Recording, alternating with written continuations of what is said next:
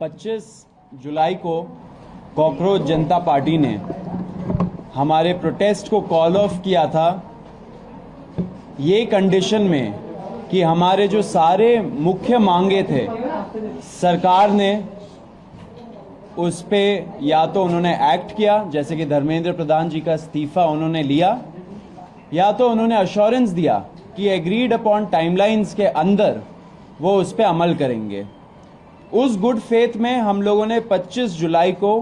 हमारा प्रोटेस्ट जंतर मंतर से एंड जो नेशन वाइड कॉल हम लोगों ने दिया था दूसरी चीज़ों के लिए, उन सब चीज़ों को हम लोगों ने कॉल ऑफ किया। उसके पहले एंड उसके बाद भी हम लोग senior advocate Kapil Sibal sir से कंसल्ट कर रहे थे, उनसे लीगल गाइडेंस हम लोगों ने मांगा था एंड काफ़ी सारे मुद्दों पे हमारा चर्चा हुआ था, क्योंकि आपको पता है बीच बीच में कुछ ऐसे लोग थे जिन्होंने कुछ PILs फाइल किए थे जो थोड़े पॉलिटिकली मोटिवेटेड भी थे। हम ये चाहते थे कि हमारा ये जो युवाओं का मूवमेंट है ये किसी भी तरीके से ये डिरेल ना हो। वो भले ही रोड में कुछ असामाजिक तत्व घुसा के जैसे डिरेल करने का कोशिश किया था उससे, या कोर्ट को यूज करके एक तरीके से ये मूवमेंट को डिरेल ना किया जाए, वो हमारा प्रयास था। तो हम लोग कपिल जी के साथ कांस्टेंट टच में थे एंड लीगल गाइडेंस हम लोगों ने मांगा था।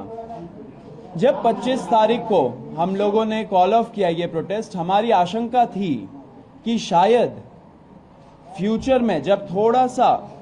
मोमेंटम कम हो जाए या थोड़ा ये प्रोटेस्ट का जो माहौल है वो थोड़ा गिर जाए, उसके बाद शायद ये सरकार इंडिविजुअल लेवल पे लोगों को टारगेट करना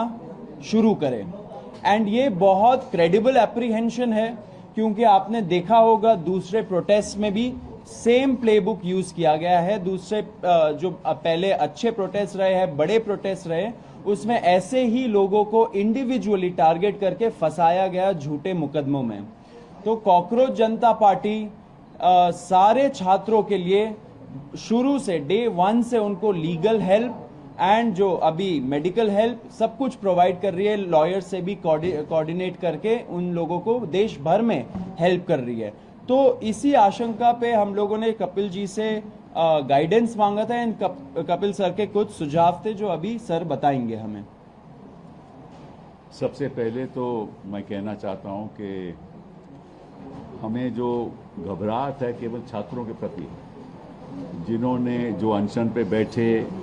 जिन्होंने पीसफुली प्रोटेस्ट किया, हम नहीं चाहते कि उनके खिलाफ कोई कार्रवाई की जाए, क्योंकि ये तो एक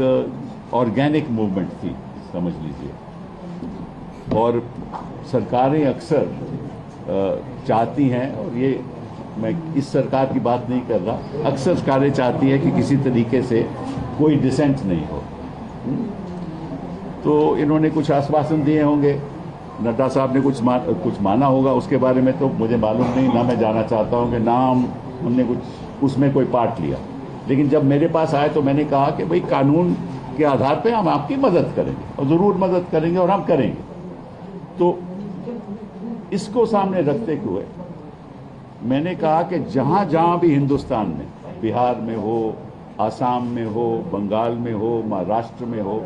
जहां जहां भी पीसफुल प्रोटेस्ट हुए हैं और जहां जहां छात्रों को टारगेट किया जा रहा है या प्रोटेस्टर्स को टारगेट किया जा रहा है, वहां हम चाहेंगे कि अगर कोई मुकदमा कोई डालेगा कोई भी सरकार, तो हम फिर उसके लिए एक व्यवस्था बनाएंगे ताकि वहां कुछ हमारे वकील खड़े हो सकें। तो इसी सोच के साथ हम चाहते हैं कि